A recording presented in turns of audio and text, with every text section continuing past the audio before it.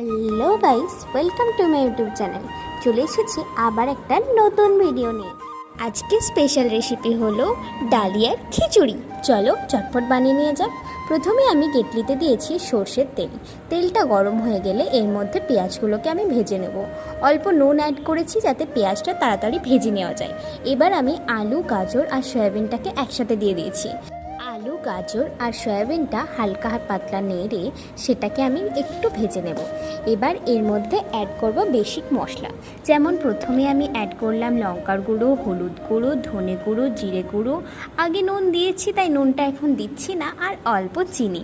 ব্যাস, মশলাটা বেশ অনেকক্ষণ ধরে কষিয়ে নেওয়ার পর এবার এর মধ্যে অ্যাড করব ডালিয়া আর মুগ ডাল, যেটা আমি কালকে রাত থেকে ভিজিয়ে রেখেছিলাম। আর শেষে অ্যাড করব জল। যতটা পরিমাণ ডালিয়া আর কলাই দেবে তার ডবল পরিমাণ জল এর মধ্যে অ্যাড করবে। আর ভালোভাবে মিশিয়ে নেওয়ার পর ঝাল বা গন্ধর জন্য দেব 2টো কাঁচা লঙ্কার চেরা। ব্যাস, দেখতেই পাচ্ছ 20 মিনিট পর নামিয়ে নিয়েছি।